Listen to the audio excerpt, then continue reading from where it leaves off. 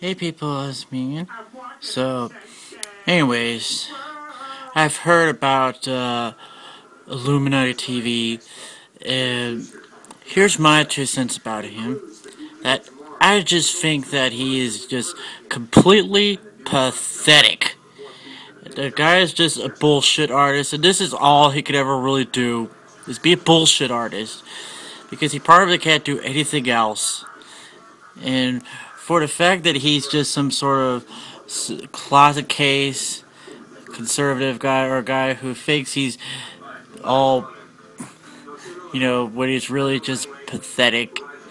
So, anyways, nobody has ever really pawned him with this other video, Is It a Choice? So, anyways, I'm probably gonna put some clips of Illuminati TV's stupid ass video and pawn him with the whole video of Is It a Choice? So anyways, enjoy.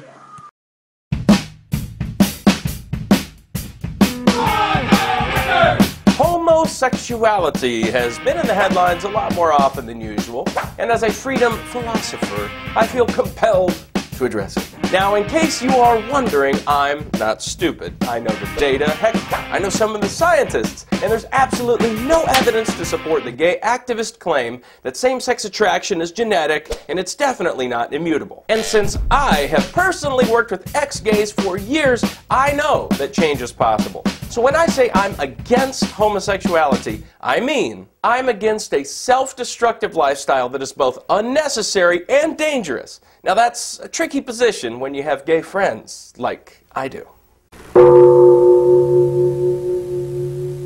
When people talk about homosexuality, they often ask, is it a choice? I heard it is. Hello, what's your name? Christian. Well, Christian, let's see what the latest science has to say. Oh, that. To help us, here are two gay people, George and Martha. Before we can answer, is it a choice, we must first determine what it means to be gay. How do you know you're a homosexual? The same way you know that you're straight. Since the 19th century, many theories about homosexuality have been offered that are untestable and contradictory. Male homosexuality is the result of an absent father and an overbearing mother. See ya. Stand up straight, dear. And the female homosexual has never recovered from her anger over not having the penis. She wishes to avenge her perceived castration by taking another female as her sexual object. You're kidding me, right? Well, I've always been told that homosexuality is unnatural. Is it?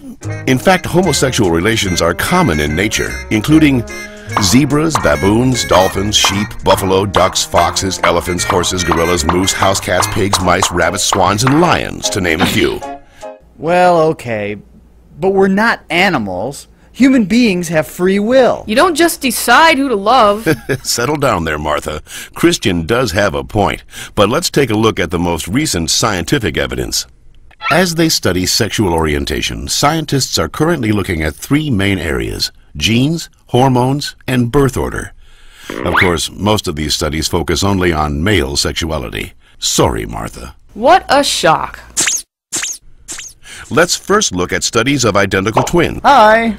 When one identical twin is a gay man, the other twin is gay up to 70% of the time, far higher than would occur if genes played no role. In fact, these studies show that genes play a greater role in determining sexual orientation than they do in whether or not you're right or left-handed. And we don't punish the left-handed. Well, not anymore. Let's get it! Scientists have recently noticed a striking statistical phenomenon. Studies show that having older brothers increases the odds of a boy being homosexual. Moms always baby the youngest, making them gay. No, that's not it. When a woman is pregnant with a boy, scientists are realizing that her female body often sees the male fetus as a foreign object and begins to produce antibodies against it. The more boys a woman has, the more adept her body becomes at feminizing the fetus, which may explain why with every successive boy, the odds that he will be gay go up significantly. Alright, maybe you all accept it, but what about those people who started out gay and say they became straight by discovering God? What about ex-gay ministries? Even so-called ex-gay ministries don't claim to change a person's inner sexual desires, just his or her sexual conduct. We're still gay.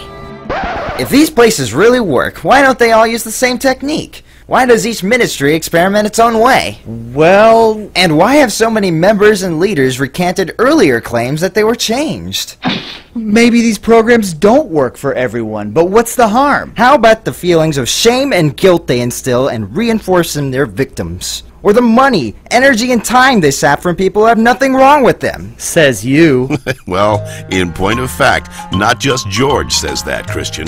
The American Medical Association, the American Psychiatric Association, the American Psychological Association, the American Psychoanalytic Association, the American Academy of Pediatrics, and the National Association of Social Workers have all stated that homosexuality should not be treated as a mental disorder, and that they oppose attempts at reparative or conversion therapy, and that sexual orientation is not a choice and cannot be changed.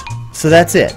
I'm supposed to believe that it's not a choice just because all those doctors and scientists say so? Or you could just ask us. I do know this one girl named Heather who goes back and forth, but she's Shut up.